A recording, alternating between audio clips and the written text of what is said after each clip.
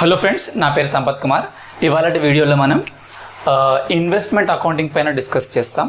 అంటే ఒక కంపెనీ వాళ్ళు వేరే కంపెనీలో ఇన్వెస్ట్ చేయొచ్చు. ఇన్వెస్ట్ చేసినప్పుడు వాళ్ళు అకౌంటింగ్ ఎలా చేయాలి.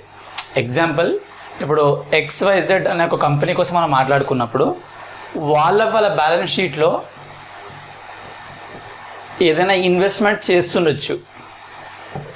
అంటే ఈ ఇన్వెస్ట్మెంట్ మేబీ వాళ్ళు గవర్నమెంట్ బాండ్స్లో ఇన్వెస్ట్ చేస్తుండొచ్చు, లేదంటే ఇంకేదైనా ABC అనే ప్రైవేట్ లిమిటెడ్ కంపెనీలో ఇన్వెస్ట్ చేస్తుండొచ్చు, లేదంటే ఏదైనా డిబెంచర్స్ కొంటుండొచ్చు. ఓకే, సో ఎన్నో రకాలుగా ఒక కంపెనీ ఇన్వెస్ట్మెంట్ చేయొచ్చు. సో ఆ ఇన్వెస్ట్మెంట్ చేసినప్పుడు వాళ్ళ బ్యాలెన్స్ షీట్లో ఏ వాల్యూకి చూపించుకోవాలి, అంటే ఏ అమౌంట్కి చూపించుకోవాలి. ఎగ్జాంపుల్, ఇప్పుడు నేనే ఒక కంపెనీ అనుకుందాం, నా సన్మార్క్ ఇక్కడ నాది ఒక కంపెనీ, నా దగ్గర చాలా డబ్బులు ఉన్నాయని చెప్పేసి నేను రిలయన్స్లో ఇన్వెస్ట్ చేస్తున్నాను, టాటాలో ఇన్వెస్ట్ చేస్తున్నాను, గూగుల్లో ఇన్వెస్ట్ చేస్తున్నాను. ఓకే, సో ప్రతి ఇన్వెస్ట్మెంట్కి పర్పస్ వేరే ఉంటుంది. అంటే కొన్ని ఇన్వెస్ట్మెంట్స్ ఎలా ఉంటాయంటే, ఇవాళ నేను ఇన్వెస్ట్ చేశాను, నా టైం బాగుంటే 2 రోజులలో నేను అమ్మేసుకుంటా అంటాను, 1 వీక్లో అమ్మేసుకుంటా అంటాను, 1 మంత్లో అమ్మేసుకుంటా అంటాను. కొన్ని ఇన్వెస్ట్మెంట్స్ ఎలా ఉంటాయంటే, నేను ఇవాళ ఇన్వెస్ట్ చేశాను బట్ 5 years వరకు నేను టచ్ చేయను అంటాను, రైట్. సో అలా నేను వేరే కంపెనీలలో వేరే బాండ్స్లలో, గవర్నమెంట్ బాండ్స్లలో కానీ ఇలా బాండ్స్లలో లేదంటే డిబెంచర్స్ అలా ఇన్వెస్ట్ చేసినప్పుడు నా బుక్లో ఎలా చూయించుకోవాలి, దానికి మనకు అకౌంటింగ్ స్టాండర్డ్ ఏమంటుంది అనేది మనకి ఇవాళ మెయిన్ అజెండా. AS 13 ఇన్వెస్ట్మెంట్స్, ఈ స్టాండర్డ్ కూడా ఇక్కడే కవర్ అయిపోతుంది. సో ఎవరైతే, నేను ఆల్రెడీ ఒక వీడియో చేశాను, అందులో అకౌంటింగ్ స్టాండర్డ్స్ పైన వీడియో చేశాను. అందులో కొన్ని కమెంట్స్ వచ్చాయి, ఏంటి అంటే, సార్ మాకు ఇంకా అకౌంటింగ్ స్టాండర్డ్స్ చెప్పండి సార్ అంటున్నారు. ఇంకా అకౌంటింగ్ స్టాండర్డ్స్ ఏం లేవు, ఎందుకంటే AS 14 అమాల్గమేషన్ దానిపైన సపరేట్ వీడియో చేశాను. AS 10 PPE దానిపైన సపరేట్ వీడియో చేశాను. ఇండ్ AS 16 అని చెప్పి పేరు పెట్టాను, బట్ అది AS 10 అందులోనే వచ్చేస్తుంది. అలాగే AS 3 పైన క్యాష్ ఫ్లో స్టేట్మెంట్ దానిపైన ఒక వీడియో చేశాను. సో ఇవన్నీ అకౌంటింగ్ స్టాండర్డ్సే. సో నేను ఏవేవైతే నేను నా మెయిన్ వీడియోలో నా అకౌంటింగ్ స్టాండర్డ్ అనే పేరుతో వచ్చిన వీడియోలో లేవో అవన్నీ మీకు వేరే వీడియోలలో కనిపించేస్తున్నాయి. ఇవాళ ఏం చేస్తాము అంటే, AS 13 ఇన్వెస్ట్మెంట్ పైన మనం డిస్కస్ చేస్తాం. అలాగే AS 16 బారోయింగ్ కాస్ట్, ఈ వీడియో కూడా మనం సపరేట్గా చేసాం. అర్థమవుతుందా? సో మన మెయిన్ వీడియోలో ఏవేవైతే లేవు అంటున్నారో అవన్నీ వేరే వీడియో రూపంలో మనకు సపరేట్గా కనిపించేస్తున్నాయి. AS 14 అమాల్గమేషన్ కోసం, AS 10 PPE కోసం, AS 3 cash flow statement, AS 13 ఇవాళ డిస్కస్ చేస్తున్నాము. AS 16 బారోయింగ్ కాస్ట్, ఇవన్నీ మనం ఆల్రెడీ డిస్కస్ చేసాం. ఇవాళ AS 13 ఇన్వెస్ట్మెంట్ డిస్కస్ చేస్తాం. అది మనము అకౌంటింగ్ రాసేటప్పుడు అది అందులో కూడా యూజ్ అవుతుంది. సపరేట్గా క్వశ్చన్ వచ్చినా కానీ మనం ఇక్కడ కూడా చేయొచ్చు. అంటే ఒక లెడ్జర్ ఉంటుంది, అందులో కొన్ని డెబిట్ చేస్తారు, కొన్ని క్రెడిట్ చేస్తారు. అలా నేను నేర్పించదలుచుకోవట్లేదు. అలా ఉద్దేశంతో కూడా మీరు రాకండి. ఎస్, నేను ఒక టేబుల్లో ఏది ప్లస్ చేయాలి, ఏది మైనస్ చేయాలని, అది మన స్టాండర్డ్ కాదు. టు బి ఆనెస్ట్, మన స్టాండర్డ్ ఏంటంటే అకౌంటింగ్ స్టాండర్డ్లో ట్రీట్మెంట్ ఏం చెప్తున్నాడు, దానికి ఆ క్వశ్చన్లో మనం ఎలా అప్లై చేయాలి, అది మీరు తెలుసుకోగలిగినప్పుడు వేరే క్వశ్చన్స్ని మీరు ఓన్గా సాల్వ్ చేస్తారు. Okay, so let's start. Investments మనకు మొత్తం ఎన్ని రకాలు ఉంటాయంటే, యాజ్ పర్ ద స్టాండర్డ్ మనకు 2 రకాల ఇన్వెస్ట్మెంట్స్ ఉంటాయి. ఒకటి కరెంట్ ఇన్వెస్ట్మెంట్, ఇంకొకటి నాన్ కరెంట్ ఇన్వెస్ట్మెంట్. సో మనం నాన్ కరెంట్ అనే వర్డ్ యూజ్ చేయకుండా మన స్టాండర్డ్లో చెప్పినట్టుగా లాంగ్ టర్మ్ ఇన్వెస్ట్మెంట్ అంటాం. అంటే దాని లిటరల్ మీనింగ్ అది నాన్ కరెంట్ ఇన్వెస్ట్మెంటే, బట్ మనం AS 3 ప్రకారం చదువుకుంటున్నాం కాబట్టి అక్కడ వర్డింగ్స్ లాంగ్ టర్మ్ ఇన్వెస్ట్మెంట్ అనే వర్డింగ్ యూజ్ చేస్తాడు, మనం కూడా అదే వర్డింగ్ని యూజ్ చేస్తాం. So current investment, non current investment, దీని మధ్యలో తేడా అనేది మనం క్లియర్గా తెలుసుకోవాలి. ఎవరో అంటారు ఏమని, కరెంట్ ఇన్వెస్ట్మెంట్స్ అంటే వితిన్ 1 year, లాంగ్ టర్మ్ అంటే మోర్ దెన్ 1 year, అలా గుడ్డిగా మీరు తెలుసుకోకండి. దానికి ఒక డెఫినేషనే ఉంది. సో ఆ డెఫినేషన్ ఎలా చెప్తుంది అంటే, వేటినైతే మీరు లాంగ్ టర్మ్ పర్పస్లో కొంటున్నారో అది, ఇంకొకటి మనం కొన్న రోజే మనకు తెలిసిపోతుంది. ఏమని, ఇప్పుడు ఎగ్జాంపుల్ ఎలా చెప్పొచ్చు అంటే, ఇది యాక్చువల్గా 3 months హోల్డ్ చేశాడు, 9 months హోల్డ్ చేశాడు, 12 మంత్స్ హోల్డ్ చేస్తాడు. సో మనం ఈ పీరియడ్ని బట్టి మనం చెప్పలేము ఇది లాంగ్ టర్మా షార్ట్ టర్మా అని. దీని క్లియర్ డిమార్కేషన్ మీరు అర్థం చేసుకోండి. ఎన్ని మంత్స్ తను హోల్డ్ చేస్తాడు అనే దాన్ని బట్టి మనం చెప్పలేము. కొనేటప్పుడు అంటే మీరు ఇన్వెస్ట్మెంట్ చేసేటప్పుడు మీ ఉద్దేశం ఎలా ఉండే, మీ ఇంటెన్షన్ ఎలా ఉండే అంటే ఇప్పుడు నేను సంపత్ సన్మార్గ్ నా బిజినెస్కి నేను రిలయన్స్లో ఇన్వెస్ట్మెంట్ చేయాలనుకుంటున్నాను. ఎలా చేయాలనుకుంటున్నాను? 12 మంత్స్ కాదు, ఒక 18 మంత్స్ కోసం ఇన్వెస్ట్ చేయాలనుకుంటున్నాను. అంటే ఇవాళ నా ఉద్దేశం ఏముంది? 18 మంత్స్కి చేయాలనుకుంటున్నాను కాబట్టి అది నాకు లాంగ్ టర్మ్ అవుతుంది. కానీ మేబీ 3-4 మంత్స్ తర్వాత ఆ కంపెనీ షేర్స్ చాలా పడిపోయాయి, నేను ఇంకా అలాగే ఉంటే నేను బతకకపోవచ్చు అని నాకు అనిపిస్తే దాన్ని అమ్మేస్తాను. అర్థమవుతుందా? అంటే ఇనీషియల్గా కొన్నప్పుడు నా ఉద్దేశం 18 మంత్స్, ఇప్పుడు నేను ఇక్కడ 0 మంత్లో కొన్నాను, నేను ఏమనుకుంటున్నాను 18 మంత్స్ వరకు నేను హోల్డ్ చేస్తానని చెప్పి నేను అనుకుంటున్నాను కదా. కానీ ఒక 3 మంత్స్ తర్వాత మార్కెట్ సిచ్యువేషన్స్ చాలా పడిపోయింది, అప్పుడు నేను అమ్మేస్తున్నాను. అంటే నేను ఎన్ని మంత్స్ హోల్డ్ చేసినట్టు? ఓన్లీ 3 మంత్సే హోల్డ్ చేసినట్టు. అంటే then can I say that this is my current investment? I can not say, because నువ్వు ఎన్ని మంత్స్ హోల్డ్ చేసావు అన్నది క్రైటీరియా కాదు. నువ్వు కొంటప్పుడు నీ ఉద్దేశం ఏముండే? While purchasing what was your intention? Was your intention is to hold it for more than a year, or was it no intention is to sell it in the liquid market, అంటే which is readily available for sale. మీరు వెంటనే అమ్మేయాలనుకుంటున్నారు, more than 12 months కన్నా ఎక్కువ ఉంటుంది అన్నప్పుడు then you can say it is a long term, otherwise it is a current investment. Okay, so ఆ differentiation మనకు maybe ఎగ్జామ్లలో అడగకపోవచ్చు, బట్ మనం తెలుసుకోవాల్సిన అవసరం ఉంది, రైట్? ఇప్పుడు మన స్టాండర్డ్ వైజ్గానే వెళ్దాం. మన స్టాండర్డ్ ఫస్ట్ ఏమంటుంది అంటే ఇనీషియల్ రికగ్నిషన్ అంటుంది.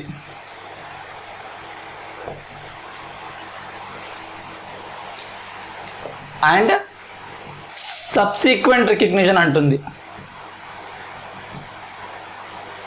సార్ మాకు ఓన్లీ నంబర్సే వస్తాయి ఎగ్జామ్లో, ఇవన్నీ మాకు అవసరం లేదు అని అనుకోకండి. మీరు రెగ్యులర్గా నా వీడియోస్ ఫాలో అయ్యే వాళ్ళైతే మీకు తెలుస్తుంది. స్ట్రక్చరల్గా తెలుసుకోండి, అది మన నాలెడ్జే కాదు, అసలు మనకు క్లియర్గా తెలుసుకోవాలి. క్లియర్గా మన స్టాండర్డ్ ఏమంటుందంటే ఏదైనా ఒక అసెట్ని మీరు బ్యాలెన్స్ షీట్లో పెడతాప్పుడు ఇనీషియల్గా నువ్వు రికగ్నైజ్ చేస్తుంది ఏంటి? That is your initial recognition. అంటే క్లియర్గా చెప్పండి సార్ అంటే ఇవాళ నేను ఒక కంపెనీలో షేర్స్ కొంటున్నాను, ఇవాళ కొన్నప్పుడు నా బుక్లో ఏ వాల్యూకు పెట్టుకోవాలి అనేది initial recognition. I repeat, while purchasing what is the cost at which you are recording in your books of accounts, that is ఇనీషియల్గా ఎలా రికగ్నైజ్ చేస్తున్నారు, ఇనీషియల్గా ఎంత అమౌంట్కి మీరు బ్యాలెన్స్ షీట్లో చూపించుకుంటున్నారని అర్థం. సబ్సిక్వెంట్ రికగ్నిషన్ అంటే అర్థం ఏంటి? ఇప్పుడు నేను 2020లో ఒక కంపెనీలో 1 lakh పెట్టి షేర్స్ కొన్నాను, 1 lakh నా బ్యాలెన్స్ షీట్లో రాసుకున్నాను. నేనేమనుకున్నాను 5 years వరకు నేను దాన్ని హోల్డ్ చేస్తా అని చెప్పి కొనుక్కున్నాను. ఓకే, ఇప్పుడు 2021 వచ్చేసింది, 22 వచ్చింది, 23 వచ్చేసింది, 24 వచ్చేసింది. అలా ఎవ్రీ ఇయర్ నేను ఏ వాల్యూకి నా బ్యాలెన్స్ షీట్లో చూపించుకోవాలి అని చెప్పేది సబ్సీక్వెంట్ రికగ్నిషన్. ఇనీషియల్ రికగ్నిషన్ అంటే కొన్నప్పుడు నువ్వు బ్యాలెన్స్ షీట్లో చూపించుకునేది.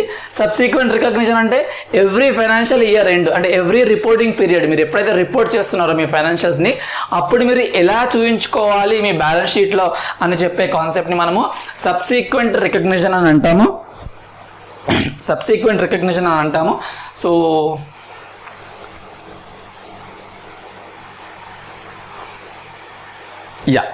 Coming to this initial recognition, అది మీకు కరెంట్ అసెట్ అయినప్పటికీ లాంగ్ టర్మ్ అయినప్పటికీ ఎట్ కాస్టే అంటుంది.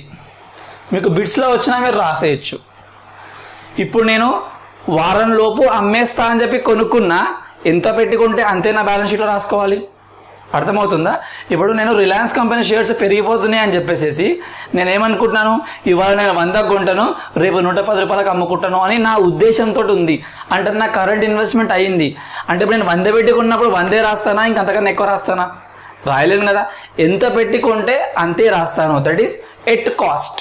ఎట్ కాస్ట్ అంటే ఎంత పెట్టి కొంటే అంత వాల్యూకే నువ్వు బ్యాలెన్స్ షీట్లో చూపించుకో అని అర్థం. అంటే నీ బుక్స్ ఆఫ్ అకౌంట్స్లో చూపించుకో అని అర్థం. ఇప్పుడు నాన్ కరెంట్ ఉంది, అంటే లాంగ్ టర్మ్ ఉంది. ఈ లాంగ్ టర్మ్ ఏంటి? నేను Tata company are Google company ఇలాంటి కంపెనీలో నేను ఇన్వెస్ట్ చేయాలనుకుంటున్నాను 5 years కోసం అని చెప్పేసి. అయినప్పటికీ నేను ఎంత పెడితే అంతకే నేను రికగ్నైజ్ చేస్తాను, అంతకన్నా ఎక్కువ కానీ తక్కువ కానీ రికగ్నైజ్ చేయను. సో మీరు బిడ్స్లో వస్తున్నప్పుడు రాయొచ్చు, it can be your current investment or long term investment. In both the cases you will recognize initially at cost. First time recognize చేసినప్పుడు కాస్ట్కి మాత్రమే మీరు రికగ్నైజ్ చేస్తారు. అయితే ఇప్పుడు సబ్సీక్వెంట్ రికగ్నిషన్ పాయింట్కి వద్దాం. సబ్సీక్వెంట్ రికగ్నిషన్ అంటే అర్థం ఏంటి? కొన్న తర్వాత, అంటే ఇప్పుడు నేను 2020లో కొన్నాను, 21లో సిచ్యువేషన్ ఏంటి, 2022లో సిచ్యువేషన్ ఏంటి, 23లో సిచ్యువేషన్ ఏంటి, అది మనకు సబ్సీక్వెంట్ రికగ్నిషన్ కాన్సెప్ట్ చెప్తుంది. ఆ కాన్సెప్ట్ ఏమంటుందంటే, కరెంట్ ఇన్వెస్ట్మెంట్ కదా, అంటే అది బాగా లిక్విడ్, అంటే అది రెడీలీ అవైలబుల్ ఫర్ సేల్, మీరు ఎప్పుడైనా అమ్ముకోవచ్చు, అవి అలాంటి నేచరే అవి, అంటే అలాంటి ఇన్స్ట్రుమెంట్స్ నేను కొంటున్నాను. సో వీళ్ళు ఏమంటారంటే cost or market value whichever is less or whichever is lower. అర్థమవుతుందా? కరెంట్ ఇన్వెస్ట్మెంట్ అంటే నేను కొన్నదే 3 నెలలో 6 నెలలో ఏదో తక్కువ షార్ట్ పీరియడ్ కోసమే కొన్నాను కాబట్టి సబ్సీక్వెంట్గా రికగ్నైజ్ చేసేటప్పుడు cost or market value whichever is lower. ఇది ఓన్లీ సబ్సీక్వెంట్ కాస్ట్కి మాత్రమే, సబ్సీక్వెంట్ రికగ్నిషన్కి మాత్రమే కాన్సెప్ట్. ఇనిషియల్ రికగ్నిషన్కి మీరు ఇది వాడలేరు. Initial recognition should be at cost, but for subsequent recognition it should be cost or market value whichever is lower. Okay, అది one angle. ఇప్పుడు లాంగ్ టర్మ్కి వద్దాం. లాంగ్ టర్మ్ అంటే ఏంటి? ఇందాక చెప్పినట్టుగా టాటా కంపెనీలో కొనాలనుకుంటున్నాను, టాటాకి చాలా మంచి పేరు ఉన్నది. ఇప్పుడు నేను 100 రూపాయలు పెడితే నాకు ఒక 5 yearsలో అది ఒక 250 అవ్వచ్చు అని చెప్పి నాకు ఎందుకో అనిపిస్తుంది. అలా వాళ్ళు చేస్తున్న యాక్టివిటీస్ కానీ, వాళ్ళు చేస్తున్న ప్రమోషన్ కానీ, వాళ్ళ నేచర్ ఆఫ్ బిజినెస్ అవన్నీ నేను చూసిన తర్వాత ఇవాళ 100 పెడితే ఒక 5 years తర్వాత 250 అవ్వచ్చు అని నాకు అనిపిస్తుంది. సో నా ఇంటెన్షన్ ఏంటి? లాంగ్ టర్మ్ కాబట్టి అది లాంగ్ టర్మ్ ఇన్వెస్ట్మెంట్ కేటగిరీకి వచ్చేస్తుంది. Initial recognition should be at cost, అంటే నేను 100 కొన్నాను కాబట్టి 100కే నేను చూపించుకుంటాను, 100 కొన్నాను కాబట్టి 100కే చూపించుకుంటాను. ఇప్పుడు మనము సబ్సీక్వెంట్ రికగ్నిషన్ కాన్సెప్ట్కి వద్దాం. సబ్సీక్వెంట్ రికగ్నిషన్ కాన్సెప్ట్ ఏమంటుందంటే, మార్కెట్ రేటు పెరుగుతున్నా పర్లేదు, నువ్వు ఇప్పుడు దానికి ఏం రీవాల్యుయేషన్ ఏం చెయ్యకు, జనరల్గా ఏం చెయ్యకు. సపోజ్ నేనేమనుకున్నాను, టాటా కంపెనీ పెరుగుతుందనే ఉద్దేశంతో నేను కొన్నాను, కానీ 1 year తర్వాత అది 95 రూపీస్ అయింది. 100 కొన్నాను, 1 year తర్వాత అది 95 రూపీస్ అయింది. అంటే నేను 100 రూపాయలని కాస్త 95 రూపాయలకు చూపించుకొని 5 రూపీస్ని P&Lలో డెబిట్ చేసుకోవచ్చా అనేది ఇక్కడ క్వశ్చన్. అర్థమవుతుందా? ఇప్పుడు నేను ఇది రిలయన్స్ కంపెనీ అనుకుందాం. రిలయన్స్ కంపెనీలో 100 కొన్నాను, రిపోర్టింగ్ పీరియడ్ టైంకి అది 95 అయిపోయింది మార్కెట్ వాల్యూ. ఈ కాన్సెప్ట్ ఏం చెప్తుంది? Cost or market value whichever is lower అంటుంది. అంటే నేను 95 రూపీస్గా చూపించుకుంటాను, 5 రూపాయలు నా P&Lలో డెబిట్ చేసుకుంటాను, అంటే ఎక్స్పెండిచర్ ఆర్ లాస్గా చూపించేసుకుంటాను. మీకు తెలిసిన ఆన్సర్ అయి ఉండొచ్చు, బట్ స్టాండర్డ్ ఏం చెప్తుందో అర్థం చేసుకోండి. అదే లాంగ్ టర్మ్ అనుకుందాం, సేమ్ థింగ్. 100 రూపాయలు పెట్టి నేను కొన్నాను, ఒక 1 year తర్వాత మేబీ రిపోర్టింగ్ పీరియడ్ టైంకి 95 రూపీస్ అయింది. సో నేను 5 రూపీస్ నేను రికగ్నైజ్ చేయాలా లాస్గా అంటే స్టాండర్డ్ ఏమంటుందంటే, అవసరం లేదు బాబు, అవసరం లేదు. నీ ఉద్దేశం ఏముండే? లాంగ్ టర్మ్ వరకు పెట్టుకుంటా అన్నావు. నీ ఉద్దేశం ఏముంది? 5 years వరకు నువ్వు హోల్డ్ చేస్తా అనుకుంటున్నావు. మేబీ ఇది ప్రస్తుతానికి టెంపరీ ఫ్లక్చువేషన్ అయి ఉండొచ్చు, మేబీ కోవిడ్ వల్ల కావచ్చు, లేదంటే ఇన్ఫ్లేషన్ వల్ల కావచ్చు, ఇతర రిసెషన్ వల్ల కావచ్చు. మేబీ నువ్వు 5 years హోరిజన్ పెట్టుకున్నావు కదా, 5 yearsలో ప్రస్తుతానికి తగ్గినా రేపటి రోజు పెరగవచ్చు. సో నువ్వు భయపడి నువ్వు 5 రూపీస్ నువ్వు P&Lకి నువ్వు డెబిట్ ఏం చెయ్యకు. Let it be 100 only. నువ్వు 100కే చూపించుకో. మార్కెట్ వాల్యూ 95 ఉంది, నువ్వు 100కే చూపించుకో. ఎందుకంటే ఏదైతే తగ్గిందో అది టెంపరీ ఫ్లక్చువేషన్ మాత్రమే. టెంపరీ ఫ్లక్చువేషన్ కాకుండా ఇప్పుడు ఈ కాన్సెప్ట్ అయితే అర్థమైంది అనుకుంటున్నాను కదా. ఫ్లక్చువేషన్ టెంపరీగా జరిగింది అంటే ప్రస్తుతానికి ఏదో నేను 31st Marchకి బుక్స్ క్లోజ్ చేసినప్పుడు కొంచెం రేట్ పడిపోయింది. రేట్ పడిపోయినంత మాత్రం నేను P&Lలో డెబిట్ చేయాల్సిన అవసరం లేదు, అంటే నేను లాస్ని రికగ్నైజ్ చేయాల్సిన అవసరం లేదు. కానీ నేను ఎలాంటి షేర్స్ కొన్నాను అంటే, అప్పట్లో మనకి కింగ్ఫిషర్ది ఒకటి ఎగ్జాంపుల్, ఆర్ సత్యం అదొకటి ఎగ్జాంపుల్. సో అలాంటివి ఎప్పుడు ఏమవుతాయంటే, పడిపోయినప్పుడు మళ్ళీ ఎప్పుడు లేస్తుందో ఎవరికి తెలియదు. పడిపోయిందంటే అది ఇంకా పడిపోయినట్టే, పాతాలకే వెళ్ళిపోయినట్టే, ఇంకా అది లేచే ఛాన్సెస్ ఏమి ఉండవు. ఇక అది నువ్వు భ్రమ అనుకోవచ్చు. సో అవి పర్మనెంట్ కదా, అంటే ఆ ఫ్లక్చువేషన్స్ అయ్యాయి కానీ అవి మళ్ళీ పైకి లేచే ఉద్దేశం అంటే అవకాశం ఏం లేదు. కాబట్టి ఇప్పుడు 100 కాస్త 80 అయింది. నువ్వు కొన్నది కింగ్ఫిషర్ అనుకుందాం, 80 కాదు 20 అయింది అనుకో, అప్పట్లో అలాగే జరిగింది, 20 అయింది అంటే నువ్వు 80 రూపీస్ లాస్గా రికగ్నైజ్ చేసుకోవాలా అంటే at the end of the financial year ఒక్కసారి మిమ్మల్ని మీరు చూసుకోండి, ఈ ఇన్వెస్ట్మెంట్ తగ్గింది, రేపు పెరిగే ఛాన్స్ ఏమైనా ఉందా అని చెప్పి. లేదు అంటే నువ్వు P&Lలో డెబిట్ చేసుకో, ఉన్నది అంటే ప్రస్తుతానికి వదిలేసేసి. ఓకే, సో మనం అది టెంపరీ ఆ పర్మనెంట్ అనేది చూసుకోవాలి, అది ఇంకొక concept. So I hope it is clear. ఇన్వెస్ట్మెంట్లో current, non current, initial recognition, subsequent recognition, ఇవన్నీ స్టాండర్డ్ పాయింట్ ఆఫ్ వ్యూలో చెప్తున్నాను. సమ్స్ కూడా మనం చేద్దాం, లైక్ సమ్స్ ఎలా చేయాలనేది కూడా చేస్తాం, come interest, X interest. But ఇది మన ఫస్ట్ లేయర్. యా, సో ఇక్కడ వరకు అయిపోయిన తర్వాత కేటగిరీస్ ఆఫ్ ఇన్వెస్ట్మెంట్ చూద్దాం.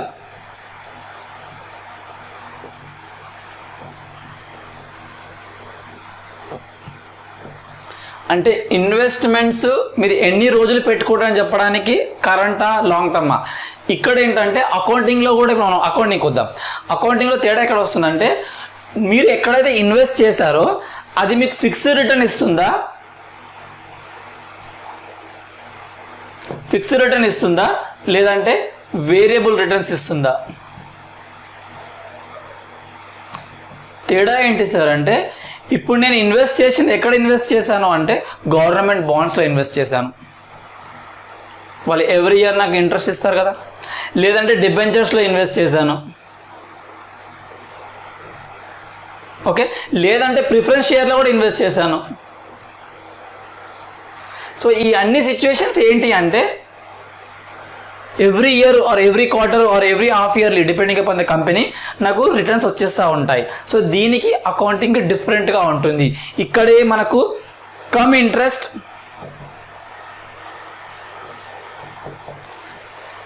ఓకే మీకు కనిపించదు అనుకుంటా, కమ్ ఇంట్రెస్ట్, ఎక్స్ ఇంట్రెస్ట్ అనే కాన్సెప్ట్స్ వస్తాయి. ఐ రిపీట్, మనం ఎప్పుడైనా అకౌంటెంట్ అనగానే కంపెనీ మనది అనుకోవాలి. అంటే మనం ఏ కంపెనీకి వర్క్ చేస్తున్నామో అదే కంపెనీ మన కంపెనీలో కూడా ఏదైనా ప్రాబ్లం చేస్తే ఆ ప్రాబ్లంలో ఉన్న కంపెనీ మనమే అనుకోవాలి. అలా ఉంటే మనకు క్లియర్గా అర్థమవుతుంది అకౌంటెంట్గా. మనము ఒక కంపెనీ, మనం ఇన్వెస్ట్ చేస్తున్నాము. ఎక్కడ ఇన్వెస్ట్ చేస్తున్నాము అంటే ఎక్కడైతే మనకు ఫిక్స్డ్ రిటర్న్స్ వస్తాయో క్వార్టర్లీ, ఎవ్రీ 3 months కానీ, ఎవ్రీ 6 months కానీ, ఎవ్రీ ఇయర్ కానీ. ఎక్కడ వస్తాయి అవి? బాండ్స్ అయితే వాళ్ళు ఇంట్రెస్ట్ పే చేస్తారు, గవర్నమెంట్ పే చేస్తుంది. డిబెంచర్స్ అయితే ఎవ్రీ ఇయర్ 12%, 13% ఇంట్రెస్ట్ పే చేస్తుంది. ప్రిఫరెన్స్ షేర్స్ అంటే వాళ్ళు ఒక 10% ఎంతో అంత వాళ్ళు కూడా మనకు ఇంట్రెస్ట్ పే చేస్తారు. ఓకే, అర్థమవుతుందా? ఇంట్రెస్ట్ అంటే ప్రిఫరెన్స్ డివిడెంట్ వాళ్ళు పే చేస్తారు. అంటే ఇక్కడ ప్రతి దగ్గర మనకు ఫిక్స్డ్గా వచ్చేస్తుంది. కాబట్టి మనం ఎవరి దగ్గర నుంచి అయితే కొంటున్నామో ఆ కొంటున్నప్పుడు ఎలా అవుతుందంటే, ఎగ్జాంపుల్ చెప్తాను. Jan 1st, 2020కి కంపెనీ డిబెంచర్స్ ఇష్యూ చేసింది. వాళ్ళు ఏమన్నారంటే 31st December 2020కి ఇంట్రెస్ట్ పే చేస్తా అంటున్నారు. అంటే ఎవ్రీ ఇయర్ ఒక్కొక్కసారి, ఇప్పుడు 1000 రూపీస్ ఫేస్ వాల్యూ అనుకుందాం, 1000 రూపీస్ ఫేస్ వాల్యూ అనుకుందాం. వాళ్ళు ఏం చేస్తారంటే interest at the rate of 12% pay చేస్తారు. అంటే 120 రూపాయలు 31st December రోజు వస్తాయి. ఇప్పుడు మీరే అనుకుందాం, ఎగ్జాంపుల్ తీసుకోండి. ఎగ్జాంపుల్ నుంచి మనం అర్థం చేసుకుంటే మెయిన్ ఎగ్జాంపుల్ మనకి ఇంకా ఈజీగా అర్థమైపోతుంది. మీరు ఈ కంపెనీ XYZ కంపెనీ అనుకుందాం. XYZ కంపెనీ దగ్గర 1st January రోజు ఒక 1000 రూపాయలు పెట్టి ఒక డిబెంచర్ కొన్నారు. ఒక 1000 రూపాయలు పెట్టి డిబెంచర్ కొన్నారు. మీకు 31st Decemberకి మీకు 120 రూపాయలు వస్తాయి. 31st Decemberకి మీకు 120 రూపాయలు వస్తాయి. అయితే నేనేం చేశానంటే 1st December అంటే ఒక నెల ముందు, మీకు ఇంట్రెస్ట్ రావడానికి ఒక నెల ముందు మిమ్మల్ని అడిగాను, సార్ నాకు ఈ డిబెంచర్ మంచిగా అనిపిస్తున్నది, మీరు అమ్ముతారా అని చెప్పేసి. మీరు కూడా మీకు ఏదో అవసరం ఉందని చెప్పేసి నాకు అమ్మాలనుకుంటున్నారు. ఇప్పుడు క్లియర్గా అర్థం చేసుకోండి, ఈ ఇంట్రెస్ట్ మొత్తం 12 months పీరియడ్. అయితే 11 months మీరు వెయిట్ చేశారు, ఇంట్రెస్ట్ వస్తుంది వస్తుంది వస్తుంది అని చెప్పి. అంటే 11 monthsకి సంబంధించిన ఇంట్రెస్ట్కి మీరు మాత్రమే ఓనరు, నేను ఓనర్ కాదు. నేను మీ దగ్గర కొన్న తర్వాత ఓన్లీ 1 month నేను హోల్డ్ చేస్తాను. అంటే 1 month నేను డిబెంచర్ నా దగ్గర పెట్టుకుంటాను, కానీ నాకు 120 వస్తాయి. లాజిక్ అర్థమవుతుందా? ఈ 120లో రూపీస్ మీకు సంబంధించింది, అంటే మీరు ఓనర్గా ఉన్నప్పుడు రావాల్సిన ఇంట్రెస్ట్ 110 రూపీస్. ఈ 10 రూపీస్ ఏదైతే ఉందో అది నేను ఓనర్షిప్ వచ్చిన తర్వాత నాకు వచ్చిన ఇంట్రెస్ట్. కాన్సెప్ట్ని క్లియర్ చేసుకోండి. అయితే ఈ 110 రూపీస్ మీకు ఇంకా రాలేదు. ఇప్పుడు నేను కరెక్ట్ ఈ 1 డిసెంబర్కి వచ్చేసేసి బాబు ఆర్ సార్ మీరు నాకు ఈ డిబెంచర్ అమ్మండి అంటే మీరు ఓన్లీ 1000 రూపాయలకి అమ్మేస్తారా? నాకు 1000 రూపాయలకి అమ్ముతారా? మార్కెట్ ప్రైస్ని పక్కకు పెట్టేసాను, 1000 రూపాయలకి అమ్ముతారా? మీరు ఏమంటారు? నేను 11 నెలలు ఆగాను, వెయిట్ చేశాను, ఇంకొక నెల ఆగితే నాకు 120 రూపాయలు వస్తాయి. ఈ 110 రూపీస్ కూడా నాకు కలిపి ఇచ్చేసాయి. అంటే 1000 రూపాయలు ఎట్లాగో నువ్వు కాస్ట్కి ఇచ్చేస్తావు కదా డిబెంచర్కి, ఆ 1000 రూపాయలతో పాటు ఈ 110 రూపాయలు కూడా కలిపి నాకు ఇచ్చేసాయి అని చెప్పి మీరు అంటారు. అయితే నేనేం చేయాలి? 1000 రూపీస్ ప్లస్ 110 రూపీస్ మీకు ఇచ్చేస్తే మీరు డిబెంచర్ నాకు ఇచ్చేస్తారు. 1 మంత్ అయిపోయిన తర్వాత నాకు 120 రూపీస్ ఇంట్రెస్ట్గా వస్తుంది. లాజిక్ అర్థం చేసుకోండి. అంటే ఈ 110 రూపీస్కి ఓనర్ ఎవరు? మీరే. అయితే మీరు ఎప్పుడైతే అమ్ముతున్నారో దాన్ని అమ్ముతప్పుడు మీరు ఏమనొచ్చు? డైరెక్ట్గా నాకు 110 రూపీస్ ఇయ్యి అని చెప్పి మీరు నా దగ్గర అడగొచ్చు. As a shareholder or as a debenture holder మీరు నన్ను ఏమనొచ్చు? సంపత్ నాకు 1000 ప్లస్ 110 అంటే ఎంత అవుతుంది? 11-10 రూపీస్ నాకు ఇచ్చేస్తే డిబెంచర్ ఇస్తా అని చెప్పి మీరు అనొచ్చు. అంటే మీరు నా దగ్గర నుంచి ఎంత కలెక్ట్ చేస్తున్నారు? 11-10 కనెక్ట్ చేస్తున్నారు. అంటే అందులో ఇంట్రెస్ట్ కూడా ఇంక్లూడ్ అయిపోయిందా? That is called come interest. Confuse చేస్తున్నా అనుకోకండి, కాన్సెప్ట్స్ని బిల్డప్ చేస్తున్నాను ఆర్ చేయడానికి ప్రయత్నిస్తున్నాను. ఇప్పుడు మీరు నా దగ్గర తీసుకుంటున్న డబ్బులు ఏంటి? ఇంట్రెస్ట్ని కలుపుకొని మీరు తీసుకుంటున్నారు కదా, దాన్ని మనం కమ్ ఇంట్రెస్ట్ అంటాం. అంటే ఇంట్రెస్ట్ కూడా ఇంక్లూడ్ అయిపోయింది అని చెప్పడానికి. ఫార్ములాలు బై హార్ట్ చేయడానికి ట్రై చేయకండి, దానిలో ఉన్న రియల్ మీనింగ్ని అర్థం చేసుకోండి. అలా కాకుండా మీరు ఏమంటున్నారంటే 110 రూపీస్ మీరు సపరేట్గా ఎట్లా ఇవ్వాలి కదా, 110 నాకు ఇచ్చేసండి, దీనికి 1000 రూపీస్ సపరేట్గా ఇవ్వండి అంటున్నారు. అంటే that is called X interest.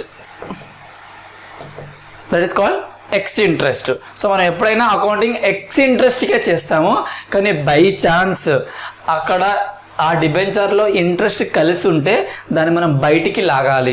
ఎలా లాగుతాం అనడానికి మన దగ్గర కొన్ని క్వశ్చన్స్ ఉన్నాయి, బట్ లాజికల్గా అర్థం చేసుకోండి. ఈ ఫిక్స్డ్ రిటర్న్స్ పే చేసే ఇన్వెస్ట్మెంట్లోనే ఈ కమ్ ఇంట్రెస్ట్ ఎక్స్ ఇంట్రెస్ట్ అని ఉంటుంది. ఎప్పుడైతే మీ cost of investment includes interest portion, దాన్ని మనము కమ్ ఇంట్రెస్ట్ అంటాము. ఆ కమ్ ఇంట్రెస్ట్లో నుంచి ఇంట్రెస్ట్ పోర్షన్ని మనం తీసేస్తే అది మనకు ఎక్స్క్లూడింగ్ ఇంట్రెస్ట్ అవుతుంది. అంటే ఇక్కడ 1110 ఉంది కదా, ఈ 1110 నుంచి 110 తీసేసినాం అంటే 1000 రూపీస్ మీకు ఎక్స్క్లూడింగ్ ఇంట్రెస్ట్ అవుతుంది, assuming that the market rate is same. Okay, so ఇది మనకు ఫిక్స్డ్ రిటర్న్కి సంబంధించిన క్వశ్చన్స్ ఇలా రావచ్చు. Next variable return. Variable return అంటే అర్థం ఏంటి? నేను ఎక్కడో ఇన్వెస్ట్ చేస్తున్నాను కానీ రిటర్న్స్ ఎంత వస్తాయో నాకు తెలీదు. నేను ఎక్కడైతే ఇన్వెస్ట్ చేస్తున్నానో వాడి పర్ఫార్మెన్స్ని బట్టి, వాళ్ళ మేనేజ్మెంట్ డిసిషన్ని బట్టి నాకు రిటర్న్స్ వస్తున్నాయి. దాన్ని మనము వేరియబుల్ రిటర్న్స్ అంటాము. సార్ నాకు డెఫినేషన్స్ అర్థం కాదు సార్ అంటే, this is nothing but your equity. Equity అంటే అర్థం ఏంటి?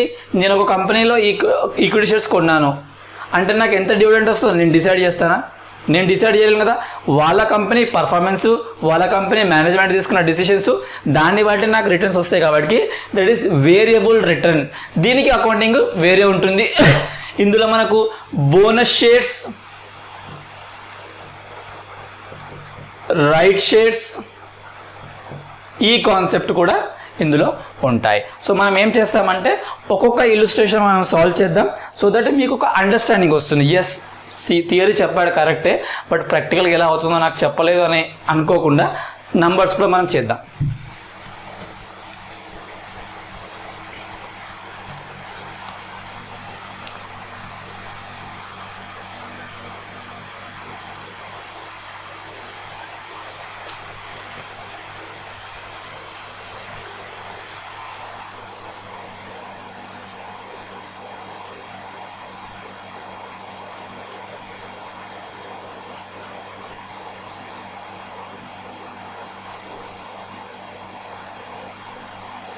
మీరు ఇల్లుస్ట్రేషన్ 1కి రండి. ఇల్లుస్ట్రేషన్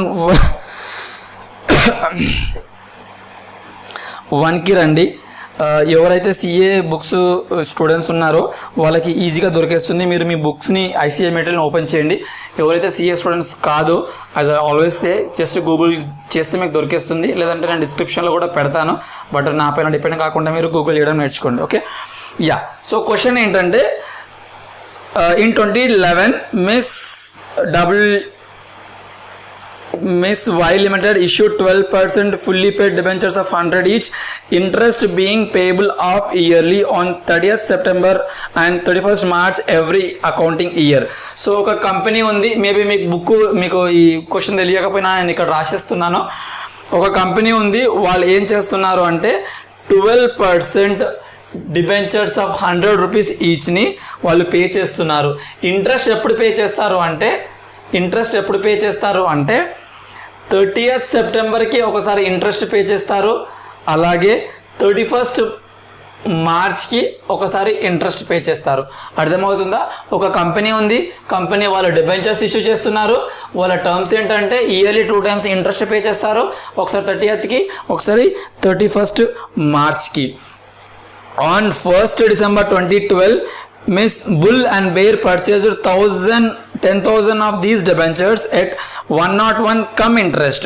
సో వీళ్ళు ఏం చేస్తారు అంటే 1st December 2012కి ఒక రోజు ఒక 10,000 డిబెంచర్స్ని 101 cum interest. 101 cum interest అంటే ఆ 101లో ఇంట్రెస్ట్ కూడా ఉన్నది. అంటే ₹1 అయితే నా సార్ అని చెప్పి అట్లా మీరు కంక్లూషన్కి రాకండి, అది ఇంకేదైనా అయి ఉండొచ్చు. 101 కమ్ ఇంట్రెస్ట్కి వాళ్ళు కొన్నారు అండ్ బ్రోకరేజ్ 1% పే చేశారు. బ్రోకరేజ్ 1% పే చేశారు. On 1st March 2013, the firm sold all the debentures at 106 cum interest price, again paying brokerage of 1% of the cum interest amount. Prepare investment account. Yes. So ఇదంతా అయిపోయింది కదా, నేను ఇప్పుడు సమ్లోకి వచ్చేద్దాం. క్వశ్చన్లో ఏం అడుగుతున్నాడు అంటే ఇన్వెస్ట్మెంట్ అకౌంట్ని ప్రిపేర్ చేయమంటున్నాడు. మీరు ఎగ్జామ్లో ఫస్ట్ కంపెనీ పేరు ఫస్ట్ పైన రాయండి అండ్ ఇన్వెస్ట్మెంట్ అకౌంట్ నేను ఇక్కడ నుంచి స్టార్ట్ చేస్తాను. అంటే ఎక్కడైతే మనము ఇంటర్ప్రిటేషన్ కావాలో అక్కడ నుంచి స్టార్ట్ చేస్తాను. ఇన్వెస్ట్మెంట్ అకౌంట్ మనం ఇక్కడ ప్రిపేర్ చేస్తున్నాము. ఇన్వెస్ట్మెంట్ అకౌంట్ని మనం ప్రిపేర్ చేస్తున్నాము. మనకు ఈ క్వశ్చన్ స్టార్ట్ చేయకన్నా ముందే మీ బ్రెయిన్లో ఒక థాట్ ఏం రావాలి అంటే ఎగ్జామినేషన్ అట్మాస్ఫియర్ కోసం చెప్తున్నాను. మీరు ఎన్ని లైన్స్ డ్రా చేయాలనేది మీరు డ్రా చేయకన్నా ముందే మీరు ఒకసారి ఆలోచించండి. డేట్స్ కోసం మాట్లాడుతున్నాడు కాబట్టి ఫస్ట్ డేట్ అది ఒకటి రావాలి. కమ్ ఇంట్రెస్ట్ ఎక్స్ ఇంట్రెస్ట్ కోసం కూడా మాట్లాడుతున్నాడు కాబట్టి కాస్ట్ సపరేట్గా రావాలి, ఇంట్రెస్ట్ సపరేట్గా రావాలి. ఇంటర్ప్రిటేషన్ చెప్తున్నాను. ఇప్పుడు మనము కమ్ ఇంట్రెస్ట్ అన్నాడు అంటే ఇంట్రెస్ట్ నేను అలాగే తీసేయాలి కాబట్టి ఇంట్రెస్ట్ కాలం ఒకటి కావాలి. మనం ఎంతో అంతా పెట్టుకుంటున్నాం, దానికి కాస్ట్ కావాలి. ఇంకొకటి ఫేస్ వాల్యూ అని చెప్పి ఒకటి పెట్టుకుంటాం. ఫేస్ వాల్యూ అనేది ఎందుకు పెట్టుకుంటాం అంటే at the end of the year మీకు ఎంత face value of the investment మీ దగ్గర ఉంది అని చెప్పడానికి. బట్ ఇన్ ఎగ్జామినేషన్ అట్మాస్ఫియర్ ఇవి మీరు ప్రిపేర్ చేయకపోయినా పర్లేదు. జస్ట్ ఇన్ కేసు ఇది మీరు ప్రిపేర్ చేయకపోయినా మీకు పెద్ద తేడా ఏముండదు. బట్ ఈ రెండు మాత్రము అబ్సల్యూట్లీ నెసెసరీ. అంటే ఈ రెండు మీరు ప్రిపేర్ సపరేట్గా చేయలేరు అంటే మీకు ఆన్సర్ ఎంత చేసినా మీకు ఇంకా రానట్టే. ఇక మీకు ఏం ఎక్స్పెక్ట్ చేయకండి, మార్క్స్ ఏదో సగం వస్తాయి, 2 వస్తాయి, 1 వస్తాయి అని 0 వేసుకోండి ఇంకా అంతే. ఓకే, ఇది ఆప్షనల్ అని చెప్పొచ్చు. అంటే it's not absolutely necessary, but this is something it is necessary. Cost interest ఎందుకు అలా అంత క్లియర్గా అంత స్పెసిఫికల్గా చెప్తున్నాను అంటే కమ్ ఇంట్రెస్ట్ క్వశ్చన్ వచ్చింది కాబట్టి. సో నేను 2 ప్రిపేర్ చేస్తాను, 1, 2.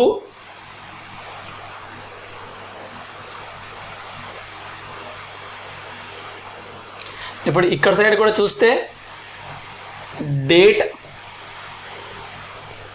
ఇది మీ దగ్గర ఆల్రెడీ నోటెడ్ అయిపోయింది అనుకుంటున్నాను, ఎవరి దగ్గర అయితే క్వశ్చన్ లేదో.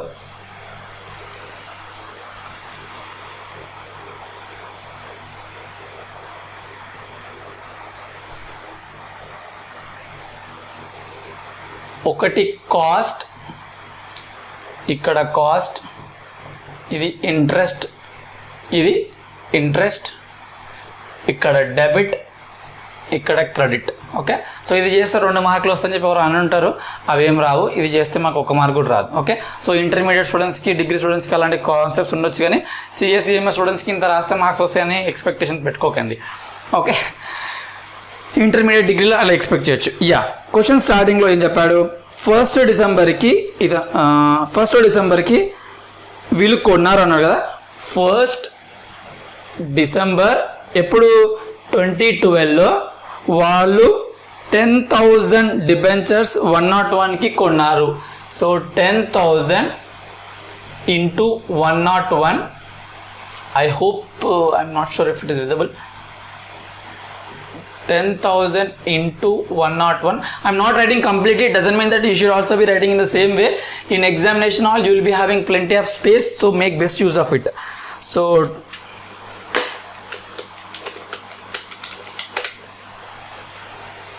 10,10,000. సో 10,10,000 అది మన కాస్ట్ అవుతుంది. దాంతోపాటు వీళ్ళు 1% బ్రోకరేజ్ కూడా పే చేశారంట. ఈ కాన్సెప్ట్ నేను ఒకటి చెప్పలేదు. మనం ఎప్పుడైతే ఇన్వెస్ట్మెంట్ కొంటామో ఆ ఇన్వెస్ట్మెంట్లో ఆ బ్రోకరేజ్కి సంబంధించినవి, ఆ స్టాంపుకి సంబంధించినవి, అంటే ఆ ఇనిషియల్ కాస్టెస్ ఉంటాయి కదా, ఆ బ్రోకర్ పే చేసినవి అవన్నీ ఇంక్లూడ్ చేసేసేయాలి ఇనిషియల్ రికగ్నిషన్లో. ఓకే, సో యాడ్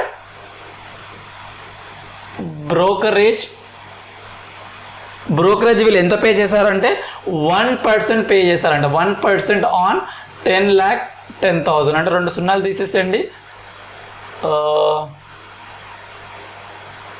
10,100 వచ్చేస్తుంది. తర్వాత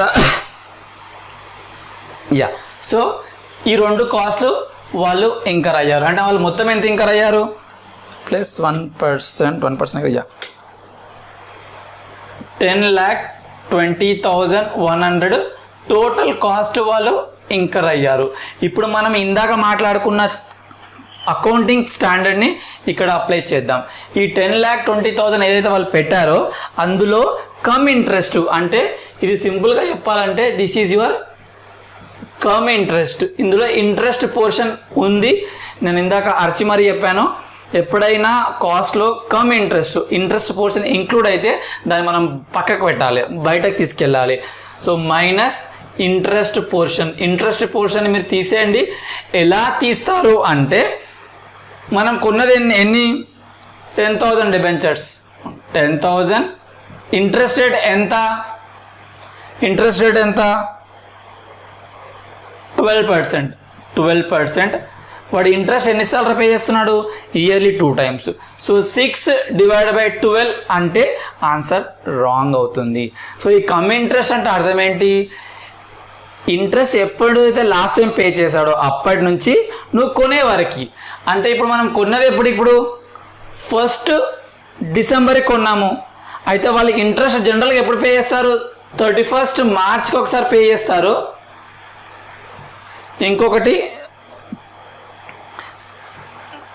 30th సెప్టెంబర్కి ఒకసారి పే చేస్తారు. వినండి, లాజికల్గా వినడానికి ట్రై చేయండి, ఆన్సర్ తెచ్చుకోవడం కాదు. 31st మార్చ్కి ఒకసారి ఇంట్రెస్ట్ పే చేస్తారు, 30th సెప్టెంబర్కి ఒకసారి ఇంట్రెస్ట్ పే చేస్తారు. ఇప్పుడు నువ్వు కొనుక్కుంటుంది ఎప్పుడు, డిసెంబర్ కొన్నావు అంటే డిసెంబర్ కన్నా ముందు ఇంట్రెస్ట్ ఎప్పుడు పే చేసి ఉండొచ్చు, 30th సెప్టెంబర్ రోజు పే చేసి ఉండొచ్చు. అంటే అక్టోబర్ 1 అది అలాగే మురిగిపోయింది, అంటే ఇంట్రెస్ట్ రాలేదు.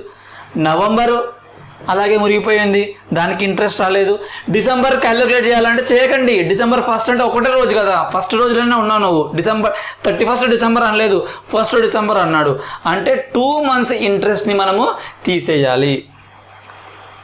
క్లియర్గా అర్థం చేసుకోండి, ఇంట్రెస్ట్ని మనం గుడ్డిగా 1 yearకో 3 monthsకో 6 monthsకో చేయకూడదు. ఎలా చేయాలంటే నువ్వు కొనుక్కునేటప్పటికి ఎంత ఇంట్రెస్ట్ ఆల్రెడీ అక్రూడ్ అయిపోయింది, మనం నంబర్గా చెప్పుకోవాలంటే లాస్ట్ టైం ఇంట్రెస్ట్ ఎప్పుడు పే చేశాడు ఇట్లా చూసుకోండి. క్వశ్చన్లో ఇక్కడ పే చేశాడు 30th సెప్టెంబర్ అంటే 30th అంటే సెప్టెంబర్ అయిపోయినట్టే కదా, ఇంకా అక్టోబర్ నవంబర్ 2 months. కాబట్టి మనము 2/12 రాయాలి. అలా రాయకుండా మనం ఇంకా ఏది రాసినా మన ఆన్సర్ పైకి పోయినట్టే.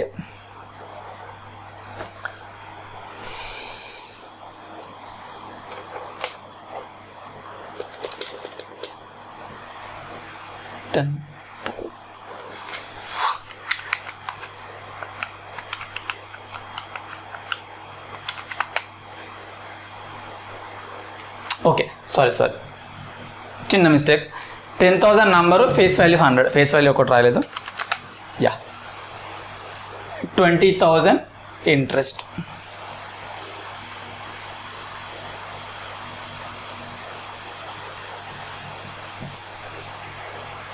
కాన్సెప్చువల్గా అర్థమైందా? మనం ఏం చేస్తున్నాము, ఒకటే సమ్ చెప్తాను ఆర్ మేబీ 2 సమ్స్ చెప్తాను, బట్ సఫిషియంట్ నాలెడ్జ్ తోటి మీరు వేరే సమ్స్ని మీరు స్టార్ట్ చేయండి, హర్రీ బర్రీలా కాదు. మనము మొత్తం ఎంత పెట్టామో ఫస్ట్ ఫైండ్ అవుట్ చేయండి. అది కమ్ ఇంట్రెస్టా? Yes, cum interest. అందులో నుంచి ఇంట్రెస్ట్ తీసేయాలి. ఇంట్రెస్ట్ ఎంత తీసేసామో కొనేంత వరకు, కొనే రోజు వరకు, as on the date of the purchase, what was the interest accrued in the name of the seller. మీరు ఎవరి దగ్గర నుంచి అయితే కొంటున్నారో వాళ్ళకి ఎంత ఇంట్రెస్ట్ అక్రూ అయింది, 2 months ఇంట్రెస్ట్ అక్రూ అయింది. సో 20,000 పక్కకు పెట్టండి. సో మీరు 10,20,100 మైనస్ 20,000 చేస్తే మీకు 10,100 వస్తుంది. So this is your ex interest, right? ఇది ఎక్స్ ఇంట్రెస్ట్. సార్ ఇప్పుడు మీరు సింప్లెస్ట్ లాంగ్వేజ్లో చెప్పండి సార్ నాకంటే,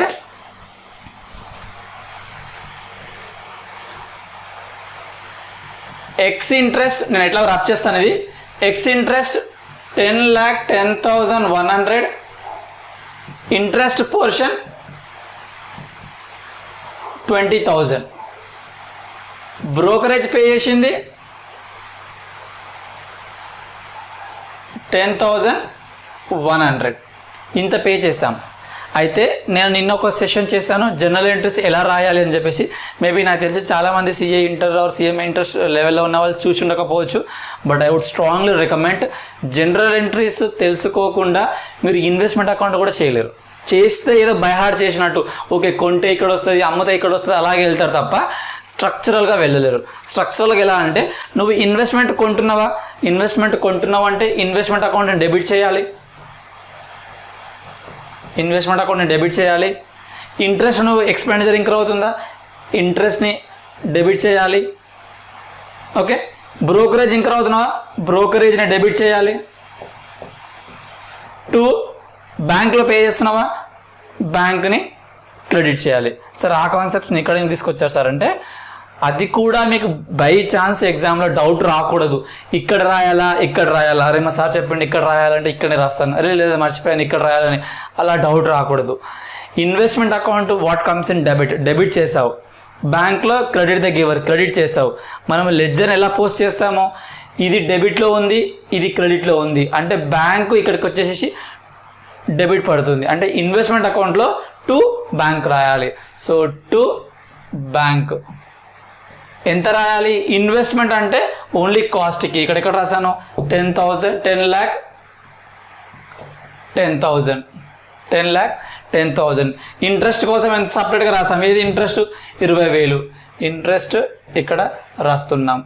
క్లియర్ అర్థమైందా సార్? మరి అంత బాగుంది కానీ మరి బ్రోకరేజ్ ఎందుకు రాలేరంటే, బ్రోకరేజ్ ఆల్రెడీ కాస్ట్లో ఇన్వాల్వ్ అయిపోయింది. చెప్పాను కదా బ్రోకరేజ్ దీనికి యాడ్ అయిపోయిందని. యా,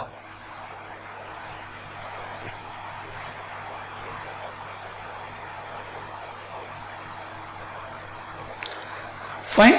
ఒక్కటి జరిగింది అప్పటి నుంచి మనం చెప్పింది ఒక్క ఎంట్రీ రాయడానికి. ఇది అర్థమైంది అని అనుకుంటున్నాను. మనం దీన్ని ఇలా క్లోజ్ చేసేసి నెక్స్ట్ క్వశ్చన్, అందులోనే నెక్స్ట్ పార్ట్కి వెళ్దాం. On 1st March 2013, 1st March dates పైన మీరు డేగా కన్నా పెట్టుకొని చూడాలి. మా డేట్స్ తోటి అంటే మంత్ తోటి చాలా అక్కడిక్కడ ఛాన్సెస్ ఉంటాయి. 1st March the firm sold all of this debentures at 106. All అంటే ఏంది, నీ దగ్గర ఉన్నాయి మొత్తం అమ్మేసుకుంటుండంట. ఎంతకు అమ్ముకుంటున్నాడు, 106 రూపీస్కి అమ్ముకుంటున్నాడు. సో 10,000 ఒక్కొక్కటి 106 రూపీస్కి అమ్ముకుంటున్నాడు.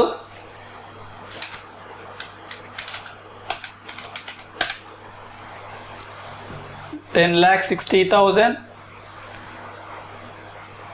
By paying 1% brokerage. మళ్ళీ ఇక్కడ బ్రోకరేజ్ 1% పే చేస్తున్నాడు. సో 10,600. Yeah, brokerage. ఇందులో కూడా కమ్ ఇంట్రెస్ట్కి అమ్ముకుంటున్నాడు. సేమ్ లాజిక్ని మళ్ళీ యూజ్ చేద్దామా, ఈ రెండింటిని యాడ్ చేద్దామా? నేను తప్పు చేస్తున్నాను, మీరు కూడా తప్పు చేస్తారు.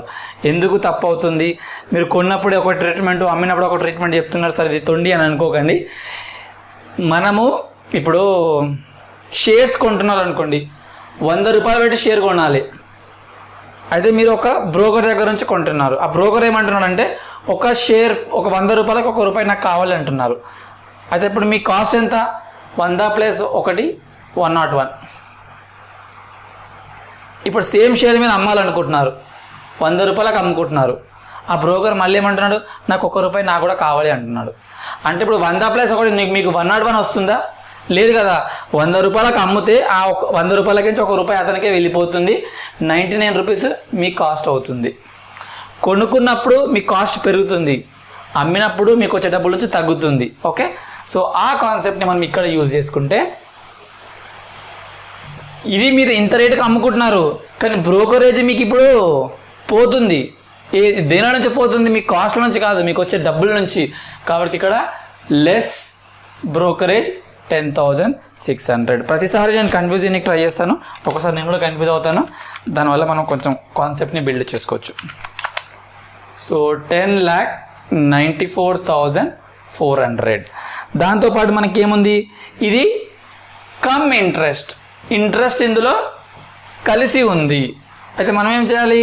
ఇంట్రెస్ట్ పోర్షన్ని బయటికి లాగాలి. అంటే మనము ఇంట్రెస్ట్ పోర్షన్ని తీసేయాలి. ఫార్ములా ఎలా రాస్తాము? అదేం బైహార్ట్ చేయాల్సింది కాదు. మనం అమ్ముకుంటుంది 10,000 డిబెంచర్స్, ఒక్కొక్కటి 100 rupees face value into interest rate 12%. Yes ya, 12% interest into divide by 12. కానీ ఇక్కడ న్యూమరేటర్ ఇక్కడ మీరు ఫోకస్ చేయండి. ఇక్కడ నేను మళ్ళీ కొంచెం టైం తీసుకొని చెప్తాను. మనం అమ్ముతుంది ఎప్పుడు? మార్చ్కి. వాడు జనరల్గా ఇంట్రెస్ట్ సెప్టెంబర్కి ఒకసారి పే చేస్తాడు, 31 మార్చ్కి ఒకసారి పే చేస్తాడు. అంటే ఇప్పుడు ఇది టైం లైన్ అనుకుందాం. సెప్టెంబర్ 30కి ఒకసారి పే చేస్తాడు, 31 మార్చ్కి ఒకసారి పే చేస్తాడు. మనము ఆగలేక ఇక్కడ అమ్మేసుకుంటున్నాం, 1 మార్చ్కే అమ్ముకుంటున్నాం. అంటే మనము ఇంట్రెస్ట్ ఎన్ని మంత్స్కి మనకు అర్హత ఉంది అంటే, సెప్టెంబర్ ఆల్రెడీ అయిపోయింది కదా, అయిపోయిన దాన్ని క్యాలిక్యులేట్ చేయకండి. October, November, December, Jan, Feb, March calculate చేయకండి, ఎందుకంటే మార్చ్ ఫస్ట్లోనే ఉన్నాం కాడికి. ఓకే, సో 5 మంత్స్ ఇక్కడ వస్తుంది. ఓకే, మీకు ఇవి సిల్లీగా అనిపించవచ్చు, సార్ ఇది మాకు చెప్పాల్సిన అవసరం ఏమన్నా సార్, మేము చేసుకోలేమా అని. కానీ ఇలాంటి చిన్న చిన్న మిస్టేక్స్ వల్ల మీకు అల్టిమేట్ ఆన్సర్ తప్పు వచ్చేసింది అంటే, ఎగ్జామినర్కి ఏం ఇంప్రెషన్ వస్తుందంటే వీళ్ళకి ఏం రాదులే, తప్పు ఏం నేర్చుకోలేకపోయాడు అన్నట్టుగా 5 మార్క్స్కి 1 or 2 మార్క్స్ వస్తాయి. అదే మీరు కరెక్ట్ చేశారనుకో 5కి 5 or 5కి 4, 4.5 అలా వచ్చేస్తాయి. ఓకే, సో చిన్న ఎఫర్ట్కి మనం ఎక్కువ నెంబర్ని మిస్ అయిపోతాం, అలా జరగకూడదు. సో 50,000 ఇంట్రెస్ట్ పోర్షన్ ఉంది, దీన్ని మనం తీసేస్తే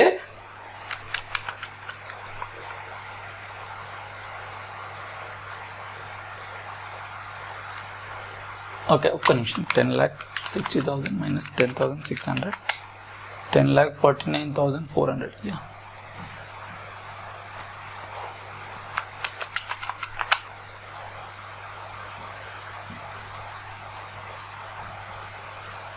ఇదేంటి? X interest. ఇందాక చెప్పిన ఎంట్రీని రివర్స్లో చేయండి, ఎగ్జాక్ట్లీ రివర్స్లో చేయండి. అంటే మనం అమ్ముకుంటుంది ఎప్పుడు? 1 మార్చ్ 2012కి బై ఏంటి? మనకు డబ్బులు వస్తున్నాయి కాబట్టి బై బ్యాంక్. X interest 9,94,400. మీరు ఇందులోనే ఎందుకు రాస్తున్నారంటే ఈ కాలం ఎక్స్ ఇంట్రెస్ట్కి సంబంధించిన కాలం, కాస్ట్ అనేది. ఓకే, ఇందులో ఇంట్రెస్ట్ ఎలిమెంటు 50,000 ఉంది, సో 50,000 ఇక్కడ రాస్తాము. అంటే దీన్ని మీరు సింపుల్గా ఇప్పుడు నేను ఉన్న షేర్లు మొత్తం అమ్మేసుకున్నా కదా, అంటే ఇప్పుడు నేను ఏం చేయాలి? ఒకసారి ఇక్కడ చూడండి, 10,10,000 నేనా?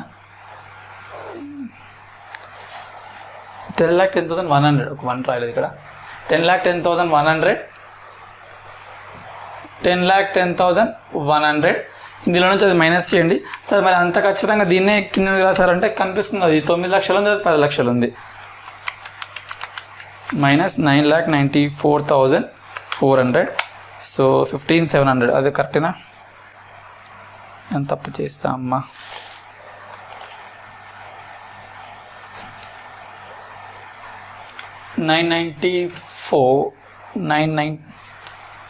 9400. నంబర్స్ అని తప్పు వస్తున్నాయి. న్యూమరికల్గా ఫోకస్ చేయగానే మనం కాన్సెప్ట్స్ పైన ఫోకస్ చేస్తున్నాం. 999 400. సో 700 వచ్చింది. ఇక్కడ ఎంత వచ్చింది?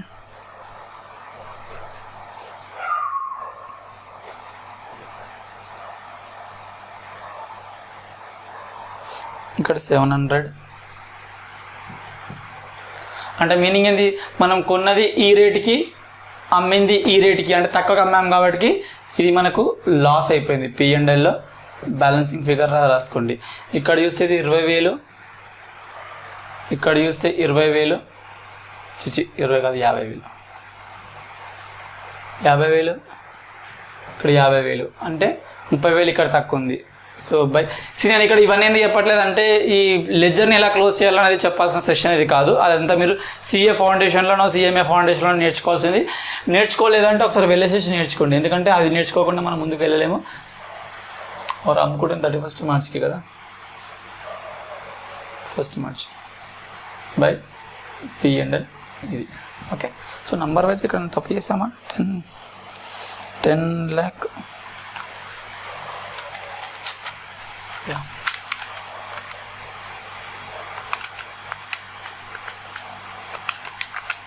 అబ్సల్యూట్లీ. ఓకే, సో ఇది మన ఆన్సర్. మన ఫస్ట్ సెషన్లో మనము ఇన్వెస్ట్మెంట్ కోసం మొత్తం డీటెయిల్గా తెలుసుకున్నాము. దాంతోపాటు కమ్ ఇంట్రెస్ట్, ఎక్స్ ఇంట్రెస్ట్ ఒక్క ప్రాబ్లం చేశాను. దీన్ని బేస్ చేసుకొని మీరు మిగతా ప్రాబ్లమ్స్ చేస్తారనేది నేను ఎక్స్పెక్టేషన్ చేస్తున్నాను. అండ్ నెక్స్ట్ సెషన్లో మనము షేర్స్ అయితే ఎలా అకౌంటింగ్ చేస్తాం, లైక్ బోనస్ షేర్స్ ఇష్యూ చేస్తే, రైట్ షేర్స్ ఇష్యూ చేస్తే, అందులో కొన్ని రినౌన్స్ చేస్తారు, ఇంకా మార్కెట్ ప్రైస్ పెరుగుతుంది తగ్గుతుంది. ఓకే, ఇలాంటి ఇష్యూస్ పైన మనము నెక్స్ట్ సెషన్లో డిస్కస్ చేద్దాం. And one request from my side is that ఎవరైనా వీడియోస్ చూస్తున్నారు అంటే అది మీకు నచ్చింది అని చెప్పి కమెంట్ చేయండి. లైక్ ఒక వీడియో పెట్టడానికి కొంచెం ఎఫర్ట్ పడుతుంది. Okay, it required some efforts. Okay, దానికి మీ సైడ్ నుంచి ఏంటంటే ఒక వీడియో చూసి సార్ మాకు ఇది నచ్చింది అని ఒక థ్యాంక్ యూ చెప్పడం కూడా ఇష్టం, లేకపోతే ఎస్ ఇట్ ఈస్ యూస్ఫుల్ అన్న చెప్పండి. ఒక లైక్ ఇచ్చి ఒక కమెంట్లో చెప్తే నాకు కూడా అనిపిస్తుంది ఎస్ ఇది జనాలకు యూజ్ అవుతుంది. కాబట్టి నేను కూడా నా బిజీ షెడ్యూల్ నుంచి ఇంకొక 1 or 2 hours తీసుకొని ఒక సెషన్ పెట్టడం జరుగుతుంది. చాలామంది ఎలా చేస్తున్నారంటే నాకు వచ్చిన ఇన్ఫర్మేషన్ ప్రకారము వీడియో చూసేస్తున్నారు, వీడియో రాగానే దాన్ని డౌన్లోడ్ పెట్టేసుకుంటున్నారు, అయిపోతుంది. సో నాకేం తెలియట్లేదు కదా. సో ఇప్పుడు మినిమం ఎక్స్పెక్టేషన్ ఇస్ దట్ మీరు ఒక బెనిఫిట్ పొందినప్పుడు నాకు జస్ట్ చెప్పండి, ఎస్ బాగుంది సార్, ఒక లైక్ కొట్టేసి చెప్పండి ఇది బాగుంది, లేదు సార్ ఇది బాగాలేదు, ఇది ఇంకా ఇంప్రూవ్మెంట్ అవ్వచ్చు, లేకపోతే మాకు ఈ కాన్సెప్ట్ కావాలని జస్ట్ ఒక వీడియో పెట్టగానే దాన్ని వెంటనే డౌన్లోడ్ చేసేసుకొని చూసుకుంటున్నారంటే I feel it is not responsible also. Okay, so thank you for watching. Have a nice day.